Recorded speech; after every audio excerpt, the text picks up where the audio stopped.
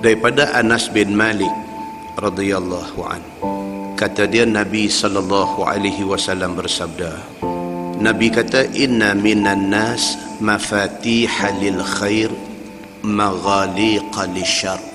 Nabi kata manusia ni ada macam-macam. Ada daripada kalangan manusia ni dia menjadi kunci untuk membuka kebaikan, dan dia menjadi penutup kepada kejahatan.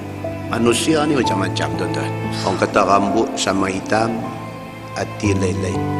Manusia kita tak boleh, walaupun Nabi SAW kata nahnu nahkum bil zawahir wallahu a'lamu bil bawatin.